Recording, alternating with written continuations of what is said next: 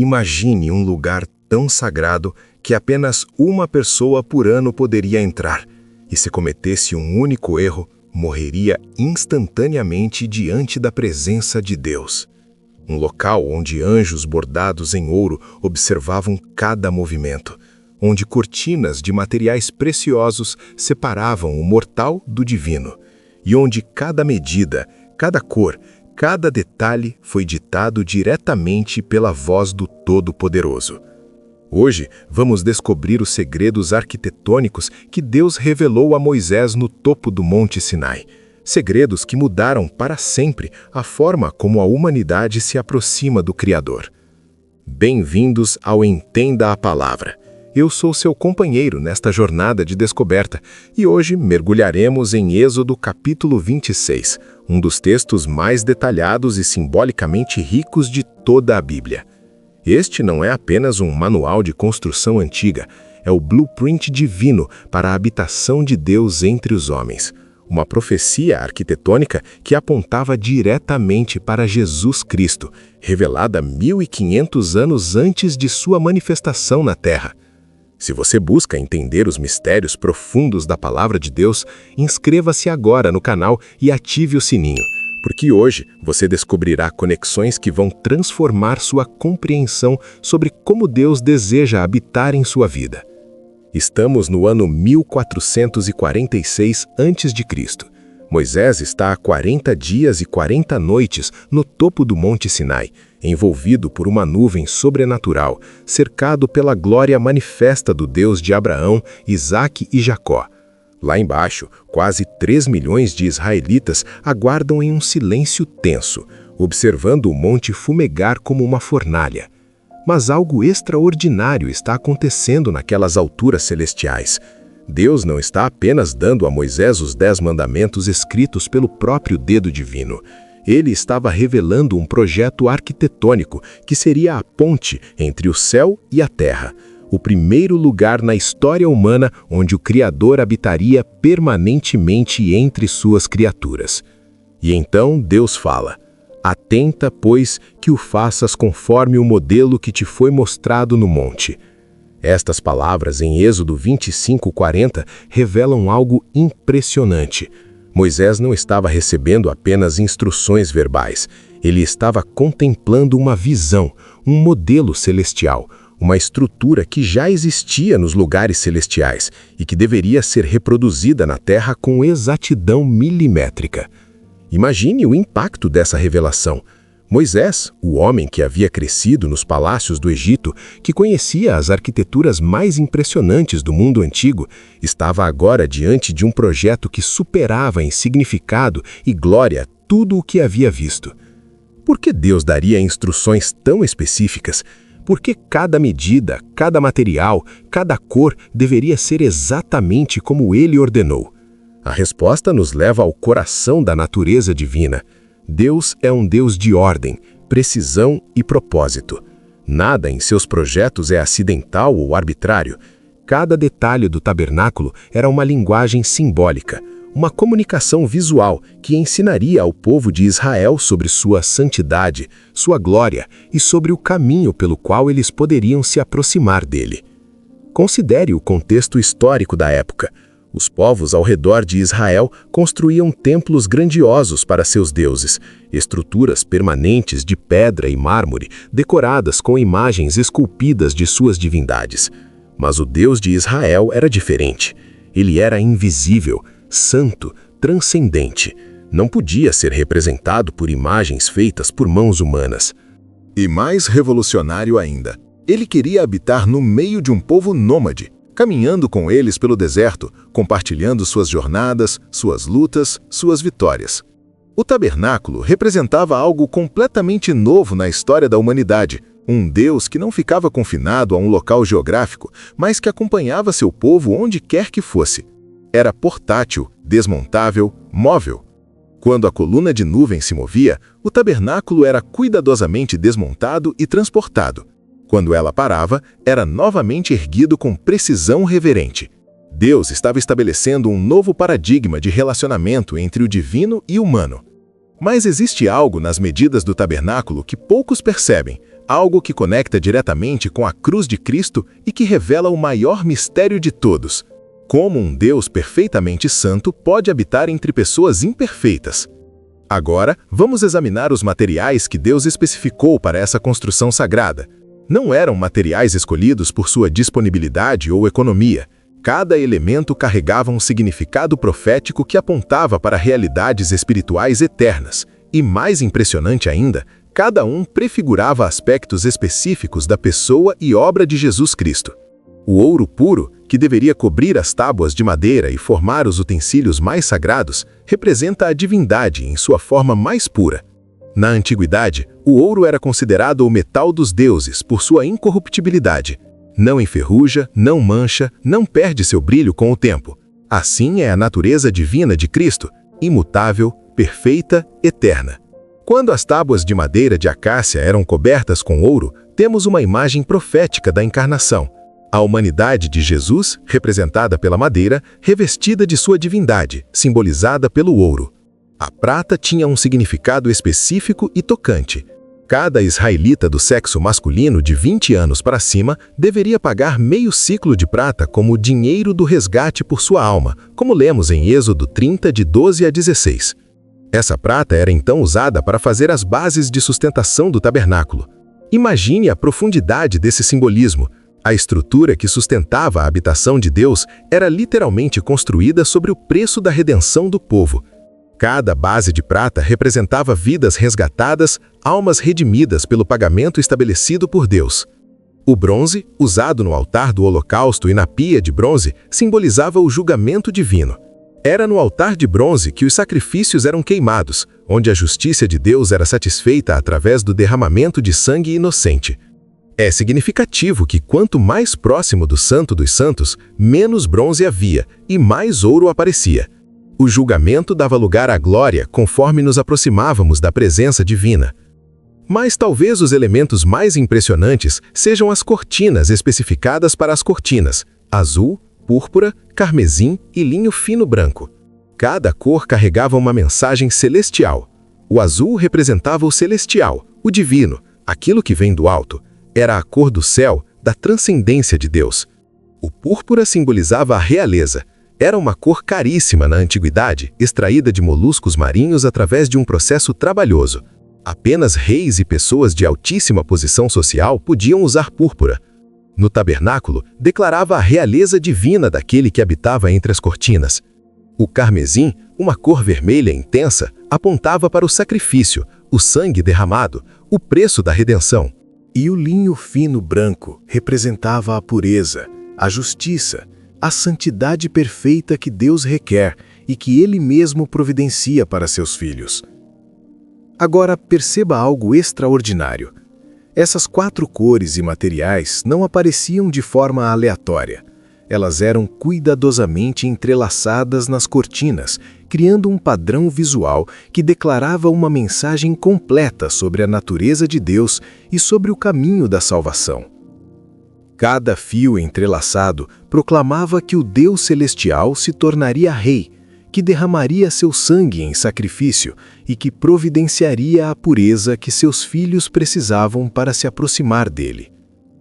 Cada material apontava para Jesus Cristo de forma profética impressionante, mas a arquitetura revela algo ainda mais espetacular sobre como Deus estruturou nossa aproximação a Ele através de níveis progressivos de santidade e intimidade. O design arquitetônico do tabernáculo revela uma das verdades mais profundas sobre a natureza de Deus e sobre como Ele estabeleceu o caminho para que a humanidade se aproximasse dele. Não era uma estrutura construída aleatoriamente, mas um mapa espiritual tridimensional que ensinava sobre santidade, purificação e intimidade crescente com o Criador. O tabernáculo era dividido em 3 áreas distintas, cada uma representando um nível diferente de proximidade com Deus. Primeiro havia o pátio, uma área externa cercada por cortinas de linho fino branco, onde qualquer israelita poderia entrar para trazer seus sacrifícios. Era um espaço de 45 metros de comprimento por 22,5 metros de largura.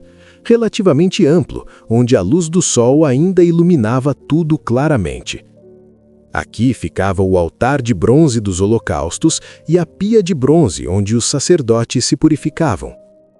O pátio representa nossa primeira aproximação a Deus, o reconhecimento da necessidade de sacrifício pelos nossos pecados e da purificação que só Ele pode providenciar. Era o lugar do arrependimento, da confissão, do reconhecimento de que precisamos de um mediador entre nós e a santidade divina. Qualquer pessoa do povo podia entrar ali, mas não podia ir além daquele ponto. Depois vinha o lugar santo, um ambiente coberto dentro da tenda propriamente dita, onde apenas os sacerdotes consagrados podiam entrar. Era um espaço de 9 metros de comprimento por 4,5 metros de largura, iluminado não pela luz solar, mas pela luz sobrenatural do candelabro de ouro puro. Aqui ficavam 3 móveis sagrados, o candelabro de 7 hastes, a mesa dos pães da proposição e o altar do incenso dourado. Esse ambiente representa nossa vida de comunhão com Deus através da oração, do estudo da palavra e da adoração. A luz sobrenatural simboliza a iluminação do Espírito Santo. Os pães da proposição, renovados semanalmente, representam nossa necessidade do pão espiritual que vem de Deus.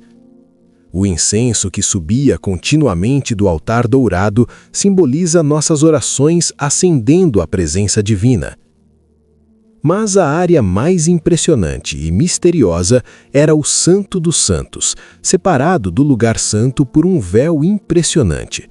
Era um cubo perfeito de 4,5 metros de altura, largura e comprimento, onde habitava a presença manifesta de Deus sobre a Arca da Aliança.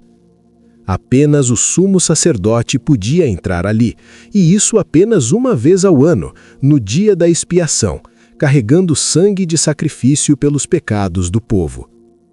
Aqui está um detalhe que poucos conhecem.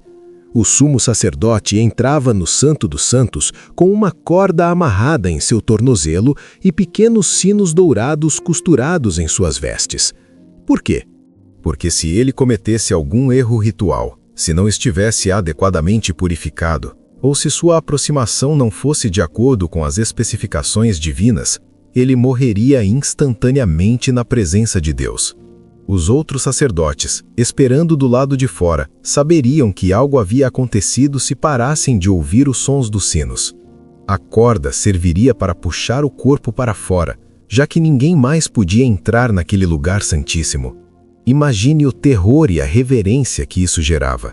A santidade de Deus não era um conceito abstrato, mas uma realidade tão intensa que um ser humano não purificado adequadamente não podia sobreviver em sua presença. O Santo dos Santos era literalmente um pedaço do céu na terra, onde as leis espirituais operavam com intensidade absoluta. O véu que separava o lugar santo do Santo dos Santos não era uma simples cortina. Segundo os relatos históricos e a tradição judaica, tinha aproximadamente 18 metros de altura, 9 metros de largura e era tão espesso quanto uma mão humana. Era tecido com fios de ouro, prata, linho fino, azul, púrpura e carmesim, formando desenhos de querubins. Era uma impressionante barreira que declarava: até aqui vocês podem chegar, mas não além. A santidade absoluta de Deus está protegida de vocês. Mas existe um detalhe fascinante nas cortinas do Santo dos Santos que revela o maior mistério de todos. Como um Deus perfeitamente santo pode não apenas tolerar, mas efetivamente habitar entre pessoas imperfeitas, e como ele planejou desde o princípio fazer de cada um de nós sua habitação permanente. As cortinas internas do Santo dos Santos não eram simples tecidos decorativos. Elas eram obras de arte divina, bordadas com figuras de querubins em ouro puro. Mas estes querubins não eram os anjinhos rechonchudos e sorridentes da arte renascentista. Eram criaturas celestiais impressionantes, guardiões da santidade de Deus, seres angelicais de poder extraordinário que cercavam o trono do Altíssimo. Para entender o significado dos querubins bordados nas cortinas do tabernáculo, precisamos voltar ao livro de Gênesis. Após Adão e Eva pecarem no jardim do Éden, Deus os expulsou e colocou querubins com espadas flamejantes para guardar o caminho de volta à árvore da vida. Os querubins eram, portanto, os guardiões que impediam o acesso dos pecadores à presença santa de Deus. Representavam a barreira entre a humanidade caída e a comunhão perfeita com o Criador. Agora, imagine o impacto simbólico de ter esses mesmos querubins bordados nas cortinas internas do tabernáculo. Eles estavam ali não mais como guardiões que impediam a aproximação, mas como testemunhas de que Deus havia encontrado um caminho para habitar novamente entre suas criaturas. Os querubins agora contemplavam não a expulsão da humanidade, mas a habitação de Deus no meio de seu povo redimido. O profeta Ezequiel, séculos mais tarde, teve uma visão extraordinária destes mesmos querubins. Ele os descreveu como criaturas com 4 faces, de homem, de leão, de boi e de águia. Cada face representava um aspecto da criação. O homem como coroa da criação, o leão como rei dos animais selvagens, o boi como representante dos animais domésticos e a águia como rainha dos céus. Estes querubins carregavam o trono de Deus, serviam em sua presença imediata, eram parte da corte celestial que adorava continuamente o Todo-Poderoso. Ter suas imagens bordadas nas cortinas do Santo dos Santos significava que aquele pequeno espaço cúbico no meio do deserto era literalmente uma extensão do trono de Deus no céu. Quando o sumo sacerdote entrava ali, uma vez por ano, ele estava entrando na sala do trono celestial, pisando em terra santa, onde os anjos mais poderosos de Deus prestavam seu serviço contínuo. Mas há algo ainda mais profundo neste simbolismo. Os querubins foram bordados nas cortinas, ou seja, eles eram parte da estrutura que tanto revelava quanto ocultava a presença de Deus. Estavam ali como lembretes de que a santidade divina era real, presente e ativa, mas também como promessa de que haveria um dia em que a barreira seria removida definitivamente. Cada fio de ouro que formava as figuras angelicais nas cortinas declarava uma verdade impressionante. Deus não havia desistido da humanidade. Mesmo depois da queda, mesmo diante de nossa rebelião e imperfeição, Ele estava buscando um caminho para restaurar a intimidade perdida no Éden. O tabernáculo era o primeiro passo dessa restauração, a primeira iniciativa divina para habitar permanentemente entre os homens. Os querubins bordados também nos lembram de que a adoração é uma atividade que une céu e terra. Quando o povo de Israel se reunia ao redor do tabernáculo para adorar, eles não estavam fazendo algo isolado ou puramente humano, estavam se unindo ao coro celestial dos querubins, serafins e milhões de anjos que adoram continuamente diante do trono de Deus. Os querubins nas cortinas não eram apenas decoração artística. Eles representavam algo que só seria plenamente revelado 1500 anos depois, quando outro véu se rasgar de alto a baixo e o acesso à presença de Deus seria aberto para sempre através do sacrifício perfeito de Jesus Cristo. Chegamos agora ao momento mais extraordinário de nossa jornada, o ponto onde todas as linhas proféticas do tabernáculo convergem em uma revelação que mudou para sempre a história da humanidade. Por 15 séculos, o sistema do tabernáculo funcionou exatamente como Deus havia ordenado. Gerações de sumos sacerdotes entravam uma vez por ano no Santo dos Santos. Milhares de animais foram sacrificados no altar de bronze. Rios de sangue foram derramados para cobrir temporariamente os pecados do povo. Mas tudo isso era apenas uma sombra, um prenúncio, uma profecia em ação que apontava para um momento específico na história. Era uma sexta-feira do ano 30 depois de Cristo. Um homem de cerca de 33 anos agonizava numa cruz romana fora dos muros de Jerusalém. Não parecia nada especial para os observadores casuais, apenas mais um criminoso sendo executado pelo método mais cruel inventado pela humanidade. Mas às 3 da tarde, quando aquele homem bradou "Está consumado" e entregou seu espírito, algo sobrenatural aconteceu a vários quilômetros dali. dentro do templo de Jerusalém. E eis que o véu do templo se rasgou em dois, de alto a baixo. Mateus 27:51 registra esse momento com simplicidade impressionante, mas por trás dessas palavras simples estava acontecendo a maior revolução espiritual da história. Aquele véu que por séculos havia separado a humanidade da presença imediata de Deus, aquele tecido impressionante bordado com querubins, que era tão espesso quanto uma mão humana, que declarava: "Vocês não podem passar daqui", se rasgou sobrenaturalmente de cima para baixo. Não foi rasgado por mãos humanas. A direção do rasgo, de alto a baixo, indica que foi Deus mesmo quem abriu o caminho. E o simbolismo é devastador. No exato momento em que Jesus morria como o sacrifício perfeito e final pelos pecados da humanidade, Deus estava declarando que a barreira entre ele e nós havia sido removida para sempre. Cada elemento do tabernáculo que estudamos encontra seu cumprimento perfeito em Jesus Cristo. Ele era o ouro puro da divindade habitando no corpo humano, representado pela madeira de acácia. Ele era o altar de bronze, onde o julgamento de Deus foi satisfeito de uma vez por todas. Ele era o Cordeiro perfeito, cujo sangue não apenas cobriu nossos pecados, mas os removeu completamente. Jesus cumpriu o simbolismo das cores proféticas bordadas nas cortinas. Ele era celestial como o azul, descendo do céu para habitar entre nós. Era real como o púrpura, o Rei dos Reis que um dia reinará sobre todas as nações. Era o sacrifício como o carmesim, derramando seu sangue para nossa redenção.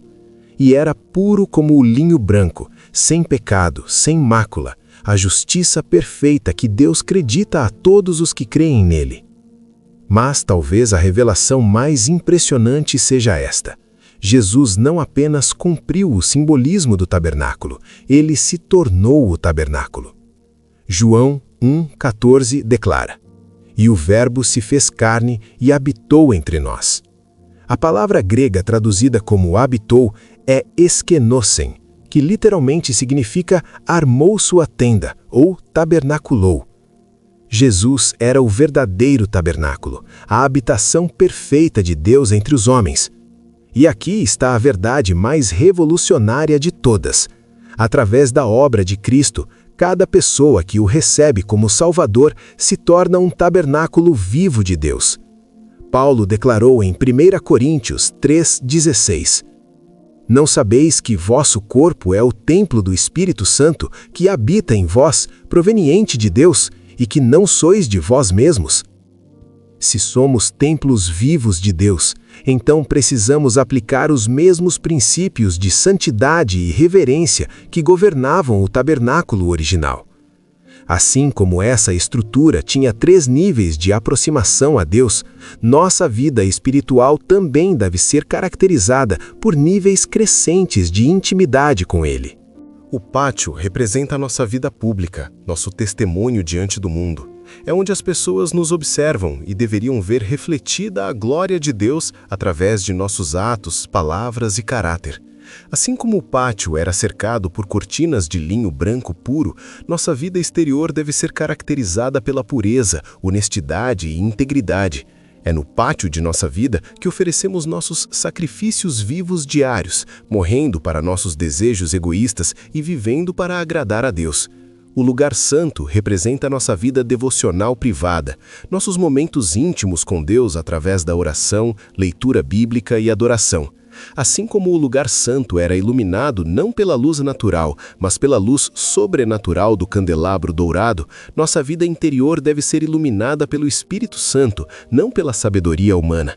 É aqui que nos alimentamos do pão espiritual da Palavra de Deus e onde nossas orações sobem como incenso diante do trono celestial. O Santo dos Santos representa aqueles momentos de comunhão profunda e íntima com Deus, quando sua presença se torna quase tangível, quando experimentamos o que os místicos cristãos chamavam de união divina. São os momentos quando estamos tão sintonizados com o coração de Deus que suas prioridades se tornam nossas prioridades, sua vontade se torna nossa vontade. Mas aqui está uma verdade impressionante. Diferente do tabernáculo original, onde apenas o sumo sacerdote podia entrar no Santo dos Santos uma vez por ano, agora temos acesso contínuo e direto à presença de Deus. O véu foi rasgado. Podemos entrar com ousadia, não por nossos méritos, mas pelo sangue de Jesus.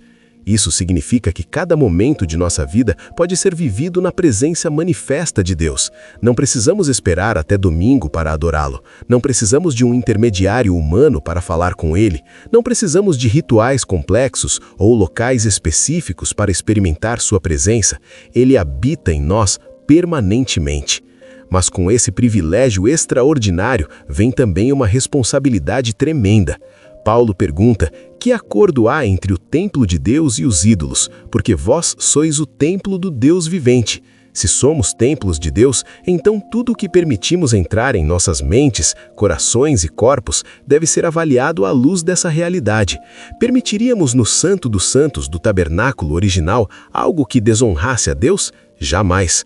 Então, como podemos permitir em nossos corações, que são agora o Santo dos Santos de Deus, pensamentos, atitudes, desejos ou práticas que entristecem o Espírito Santo? Isso não significa legalismo ou neurotismo nervoso. Significa uma consciência crescente de quem habita em nós e um desejo sincero de honrá-lo em cada área de nossa vida. Significa cultivar aquela mesma reverência e santidade que caracterizavam a aproximação ao tabernáculo original.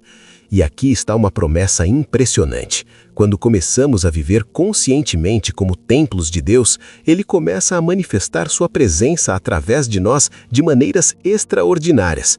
As pessoas ao nosso redor começam a perceber algo diferente. Há uma paz que ultrapassa a compreensão, uma alegria inexplicável, uma autoridade espiritual que não vem de técnicas humanas, mas da presença viva do Deus Todo-Poderoso habitando em nós. Chegamos ao final de nossa jornada através de Êxodo 26, mas na verdade chegamos apenas ao começo de uma compreensão que pode transformar completamente nossa experiência cristã. O que descobrimos hoje não é meramente informação histórica sobre uma antiga estrutura religiosa. É a revelação de um plano divino que se estendeu por milênios, culminou na cruz de Cristo e agora se manifesta na vida de cada pessoa que escolhe ser habitação do Deus vivo. Recapitulemos as revelações extraordinárias que descobrimos juntos. Vimos como Deus deu a Moisés no Monte Sinai não apenas instruções verbais, mas uma visão de uma estrutura celestial que deveria ser reproduzida na terra. Cada material especificado, ouro, prata, bronze, linho fino, carregava significados proféticos que apontavam para a pessoa e obra de Jesus Cristo. Cada cor bordada nas cortinas, azul, púrpura, carmesim, branco, declarava aspectos de sua natureza divina e missão redentora. Descobrimos como a arquitetura tridimensional do tabernáculo, pátio, lugar santo e santo dos santos mapeava os níveis progressivos de aproximação a Deus, desde o arrependimento inicial até a intimidade mais profunda com o Criador. Vimos como os querubins bordados nas cortinas não eram meros elementos decorativos, mas guardiões celestiais que testemunhavam a habitação de Deus entre seu povo redimido. E culminamos com a revelação mais impressionante, como cada detalhe do tabernáculo encontrou seu cumprimento perfeito na vida, morte e ressurreição de Jesus Cristo, especialmente naquele momento sobrenatural quando o véu se rasgou de alto a baixo, abrindo o caminho para que todos tivéssemos acesso direto à presença de Deus. Mas talvez a verdade mais transformadora seja esta: o plano de Deus não parou com a obra de Cristo na cruz. Ele continuou com a habitação do Espírito Santo em cada coração que recebe Jesus como Salvador. Cada um de nós se tornou um tabernáculo vivo, um templo do Deus Altíssimo, um santo dos santos ambulante onde sua presença habita permanentemente. Esta revelação deve transformar completamente nossa perspectiva sobre a vida cristã. Não somos apenas pessoas que vão à igreja aos domingos, somos a igreja, a habitação viva de Deus na terra. Não apenas buscamos a presença de Deus em momentos específicos, nós carregamos essa presença conosco onde quer que vamos.